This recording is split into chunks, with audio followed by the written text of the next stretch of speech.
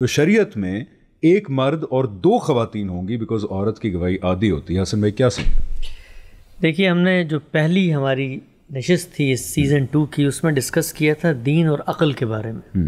ہم نے کہا تھا کہ دنیا کی ہر بات جو کسی پڑھے لکھے آدمی کی طرف سے صادر ہوتی ہے اس کے بارے میں ہم یہ تصور نہیں کر سکتے کہ وہ خلاف عقل ہو.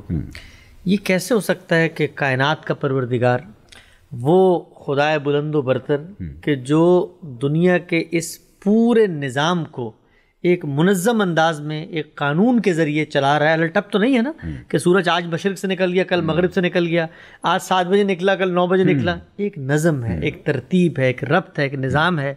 وہ خدا جس نے انبیاء کا یہ سلسلہ جاری کیا, جس نے شریعت اتاری, اس میں اتنی باریکیاں ہیں. انسان جن چیزوں کے بارے میں فیصلہ نہیں کر سکتے تھے, قرآن نے کہا کہ ہم نازل کیے ہم نے ایک کتاب تاکہ یہ فیصلہ کر سکے. اس کے بارے میں یہ متصور ہونا کہ وہ کوئی خلاف عقل بات کرے گا, یہ خود خلاف عقل ہے. یعنی آپ سوچ نہیں سکتے. یہ جو نقطہ نظر ہے, اس طرح آپ نے بیان کیا کہ وہ خواتین صحافی نے پوچھا, دنیا بھر میں لوگ پوچھتے ہیں, لکھتے ہیں اس کے اوپر. اس کو 1 منٹ کے لیے دین سے ہٹا کر ذرا اپنے عقلی پیمانوں پہ پہلے رکھ کے دیکھیں کہ یہ کوئی عقل مندی کی بات ہے بھی کہ نہیں ہے. میں مثال دیتا ہوں آپ کو. یہاں پر میں اور آپ کھڑے ہوئے ہیں, سامنے سے گاڑی آتی ہے, وہ گاڑی ایک بچے کو ہٹ کرتی ہے. میں اور میری بیوی دونوں کھڑے ہوئے دیکھ رہے ہیں. اچھا, گاڑی کو میں بھی ریکگنائز کرتا ہوں اگر میں جانتا ہوں کہ یہ گاڑی ہے, بیوی بھی ریکگنائز کرتی ہے اگر وہ جانتی ہے کہ یہ گاڑی ہے, بچے کو وہ بھی پہچانتی ہے, میں بھی پہچانتا ہوں.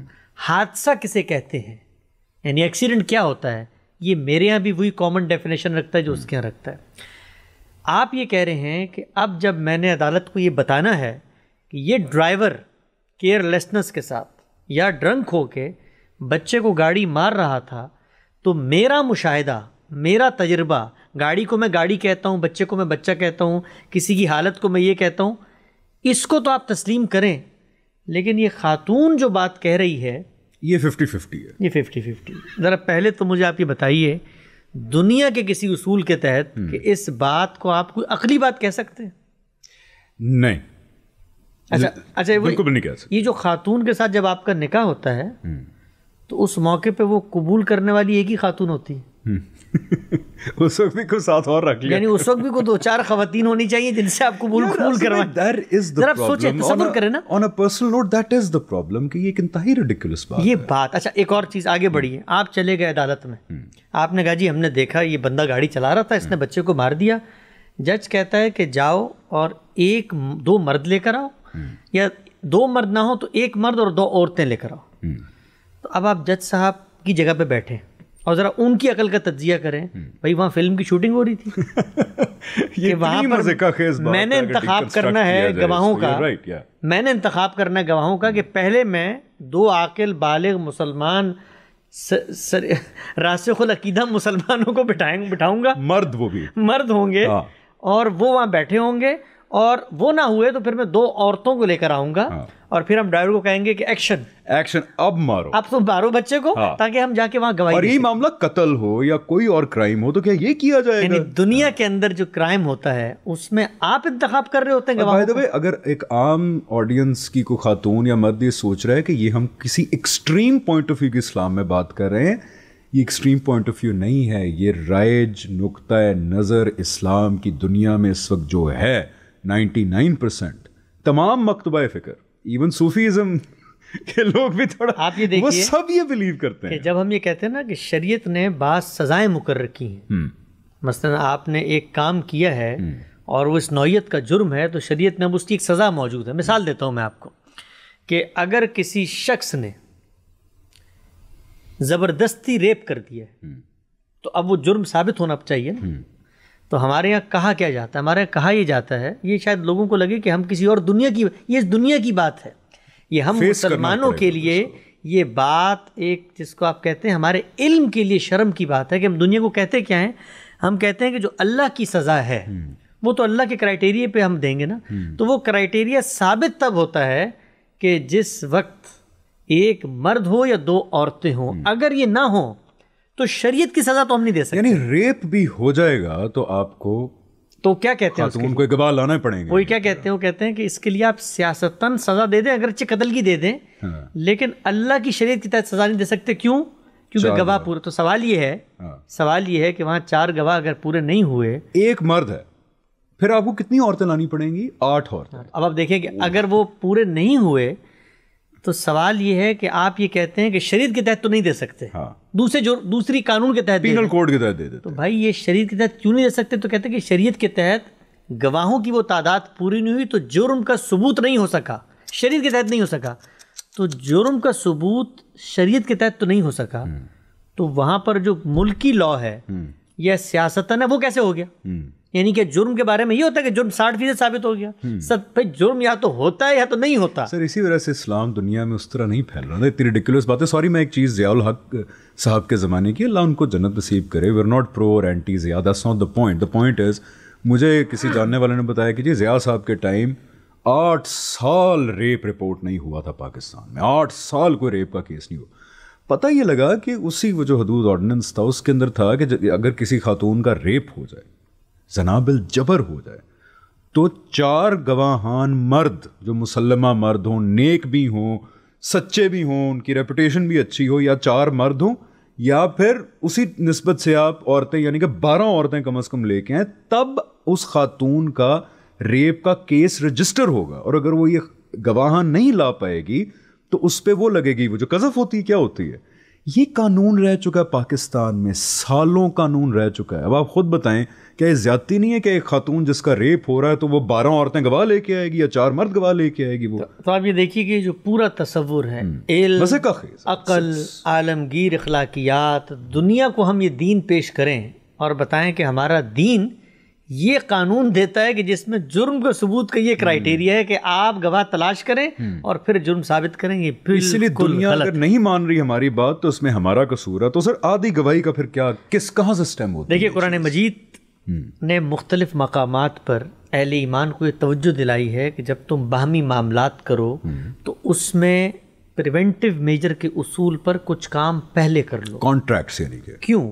اس لیے کہ کل تمہارے درمیان ہی معاملات جب ہوتے ہیں تو اس میں نزاع پیدا ہو سکتا ہے, اس میں آپ کی انٹرپریٹیشن بدل سکتی, میری انٹرپریٹیشن سے. ایک منٹ, آپ کہہ رہے ہیں کہ اللہ تعالیٰ نے کہا ہے کہ جب باہمی معاملات کرو, باہمی معاملات سے آپ کی مراد مطلب میں انتخاب کروں گا نا, میں نے زمین خریدنی ہے, ٹھیک, میں نے مثال کے طور پہ کسی چیز کا پراپرٹی کا معاملہ کرنا ہے, قرضہ ہے, باہمی معاملات میں 10 چیز تجارت کے معاملات میں نے فیصلہ کرنا ہے, ٹھیک. یہ کرائم تو نہیں ہے نا؟ کرائم تو نہیں ہے نا, کرائم سین ابھی ڈسکس نہیں ہو رہا, کرائم سین تو ایگریمنٹ ڈسکس ہو رہا ہے یہاں. کرائم سین میں تو میں لے کر نہیں آ سکتا نا گواہ. اچھا, قرآن کرائم سین پہ نہیں کہہ رہا, قرآن مجید تو یہ بتا رہا ہے کہ تمہارے درمیان جب یہ لین دین کے معاملات اس کے بارے میں یہ کہا کہ ان کو لکھ لو, ٹھیک ہے, لکھ لو.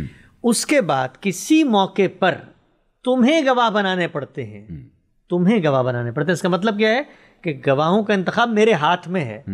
تو اس موقع پر قرآن مجید نے یہ تجویز دی, یہ لکھنے کی بھی تجویز دی ہے.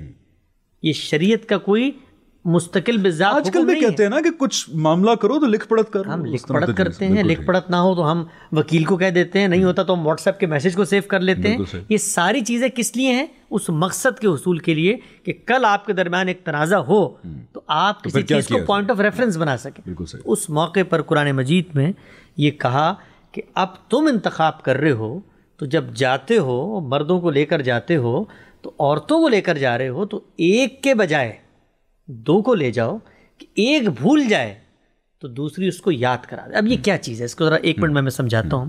دیکھیں, ایک دور ہے, قرآن مجید قیامت تک کے لیے نازل ہوا ہے, لیکن وہ اس دور کے لوگوں کو سب سے پہلے مخاطب کر رہا ہے. امیجیٹ مخاطب وہ ہیں. اس دور کے اندر جس چیز کو بنیاد بنا کر مخاطب کر رہا ہے وہ بنیاد تو قیامت تک موجود ہے کہ نزاع نہ ہو, کوئی تردد نہ ہو. تو ہم آج بھی کہیں گے, لیکن وہ دور کہ جس میں عورتیں گھر در کی ذمہ داریاں سنبھال رہی ہیں, بازاروں میں اس طریقے سے جا کے لین دین خرید و فروخت نہیں کرتی. آپ لے گئے خاتون کو, آپ نے ایک زمین کا معاملہ کر لیا, اچھا کل تنازع پیدا ہو گیا, انہوں نے کہا زمین تو ہماری, ہم قبضہ کر کے بیٹھیں گے. عدالت میں جانا پڑا, عدالت بھی نہیں ہے, ٹرائبل معاشرہ ہے. اب وہاں پر قاضی کے پاس اگر آپ چلے بھی گئے, پریشر, تو خواتین بھول نہ جائیں, خواتین دباؤ میں نہ آ جائیں, کیونکہ خواتین اس وقت اتنی کو ورک فورس میں شامل بھی نہیں, یعنی فائنینشیل میٹرز 10 چیزیں ہو سکتی ہیں نا. تو وہاں پر ایک تجویز, اچھا یہ جو تجویز ہے یہ دنیا کے قانون کو اگر آپ دیکھیں, ہر قانون کو آپ دیکھیں تو اس کے اندر یہ تجاویز کار فرما ہوتی ہے. مثال دیتا ہوں میں آپ کو. آپ سڑک پہ گاڑی چلاتے ہیں, آپ کو کہا جاتا ہے 120 سے اوپر نہ جائیں. کیوں؟ یعنی 120 سے اوپر اگر آپ چلے جائیں تو غلطی سے کبھی آپ بھی چلے گئے, میں بھی چلا, کچھ بھی نہیں ہوا, کچھ بھی نہیں ہوتا, لیکن ہو سکتا ہے. لیکن کیوں روکا ہے؟ اس لیے کہ ایک حد رفتار مقرر کر دی ہے کہ جب آپ اس سے نکلیں گے تو امکان ہے اگر اونگ آ گئی, اگر سو گئے, بریک نہ لگی تو امکان ہے, تو اس کو کہتے ہیں پریونٹیو میجر, سد ذریعہ. یعنی ان ذریعوں کو مسدود کر دیا جائے, روک دیا جائے جس کے ذریعے سے آپ وہاں پہنچ سکتے ہیں. Preventive major.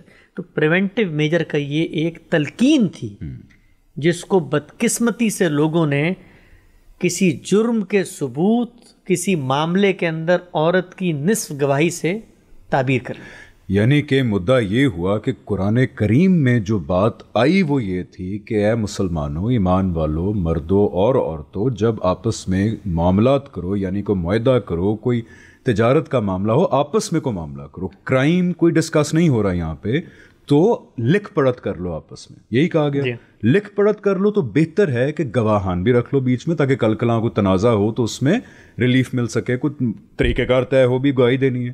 اور گواہ رکھو تو اگر خواتین گواہ کا انتخاب کرو, میں اگر انتخاب کر رہا ہوں کہ خواتین کا, تو بہتر ہے 2 کر لو, کیونکہ اس وقت کے لحاظ سے خواتین کو اگر دیکھا جائے کل جا کے جرگے کے سامنے گواہی دینی ہے تو ایک دوسرے کی ہمت بٹا دے گی, کیونکہ خواتین آر ویری ڈومیسٹیکیٹڈ. یہ بات ہے پوری. تو یہ بات مورف کیسے کر گئی انٹو دا فیکٹ کہ کوئی جرم ہو, کچھ ہو, قتل ہو جائے, ریپ ہو جائے, ڈاکہ پڑ جائے, وہاں پہ بھی گواہ جو ہے وہ 2 عورتیں ہوں گی یا 1 مرد ہوگا. دیکھیے یہ جب ہدایت سامنے آئی تو اس ہدایت کے سامنے آنے کے بعد مسلمانوں کا جو لیگل فریم ورک ڈیولپ ہوا ہے, اس لیگل فریم ورک میں ابتدا ہی سے اس روایت کو اس معنی میں لے لیا گیا کہ یہ عورت کی اس تردد کا اظہار ہے کہ جب وہ وہاں یہ معاملہ کر سکتی ہے تو کرائم سین پہ بھی تو کر سکتی ہے اور معاملات میں بھی تو کر سکتی ہے. سوال یہ ہے ارلی جیورسٹ کا اپنا قیاس ہوگا نا پھر. یہ ان کا قیاس ہے نا, یعنی قرآن مجید کی بات کو تو ہم اس میں رکھ کے دیکھیں گے نا.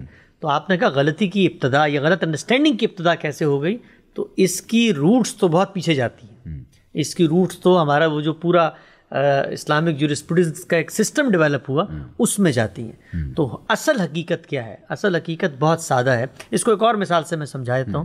وہ یہ کہ آپ یہ دیکھیے کہ جو قرآن نے یہ پچھلا حکم دیا لکھنے کا, میں اور آپ نہ لکھیں اور معاہدہ کر لیں تو اس کے اندر کوئی حرمت قائم ہو جائے گی نہیں, دین کی کوئی خلاف ورزی تو نہیں, خلاف ورزی نہیں ہوگی. لیکن کل تنازع پیدا ہوگا تو ہمیں دین یاد آئے گا کہ اللہ تعالیٰ نے کہا تھا. اچھا, لکھنے کو جو بتایا گیا, میں لکھنے کے بجائے کہوں کہ میں اور آپ خریدتے ہوئے ایک ویڈیو بنا لیتے ہیں تو وہی بات, تو معاملہ پورا ہو گیا. یا ایک وکیل بیچ میں رکھ. آج اگر میں ایک عورت کو لے کے جاتا ہوں, ایک مرد کو لے کے جاتا ہوں, ایک بچے کو لے کے جاتا ہوں, اور وہاں پر میں ایک وکیل رکھ لیتے ہیں, وہاں ویڈیو کیمرے کی گواہی ہو جاتی ہے, اکاؤنٹس بنتے ہیں آج کل, آپ فنگر پرنٹس دیتے ہیں, آپ بایو میٹرکس دیتے ہیں, آپ کی آنکھ کے ریٹینا اسکین ہو جاتا ہے, آپ کی پریزنس وہاں پہ تھی نہیں تھی موبائل فون سے پتہ چل جاتا ہے. 10,000 طریقے ہیں.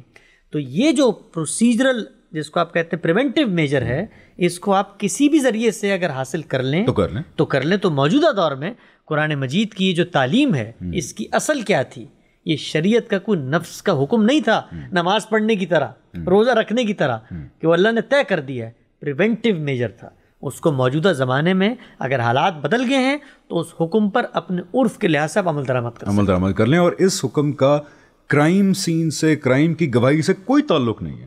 قتل ہو جائے گا, ریپ ہو جائے گا, جو بھی ہو جائے گا, کوئی گناہ کرائم ہو جائے گا, تو مرد اور عورت کی گواہی ایکول ہے وہاں پہ. مرد اور عورت نہ ہو تو کیمرے کی گواہی ہے. بلکہ ایک جج نے تو, جسٹس کو انگلینڈ کا تھا, اس نے ایک بھینس کی گواہی کے اوپر نہیں, ایک بندے کو ڈی این اے کی گواہی ہے. تو اس گواہی کی کوئی بات قرآن میں نہیں آئی, یہ غلط اس کی طرف لے کے جاتے ہیں. وہاں بھی وہی بات مختصر بتا دوں کہ زنا جو ہے وہ ثابت نہیں ہوتا, اس کی رپورٹ درج کرانے کے لیے 4 گواہ. کہ یہ نہیں ہے کہ آپ شروع اٹھیں اور کسی پہ الزام لگا دیں. زنا بالجبر کی تو نہیں نا, آج کل تو جینیٹکس آ گئی ہے, ڈی این اے آ گیا ہے. چونکہ بات آ گئی, ایک جملے میں بتا دوں غلط فہمی نہ ہو, زنا بالجبر جو ہے وہ زنا کے اس کرائٹیریے میں آتا ہی نہیں ہے. وہ فساد کا فی الارض کی کیٹیگری جرم ہے, اور اس کے اندر دین نے رپورٹ درج کرانے کے لیے بھی, یہاں پر بھی رپورٹ درج کرانے کے لیے گواہوں کی بات کی ہے.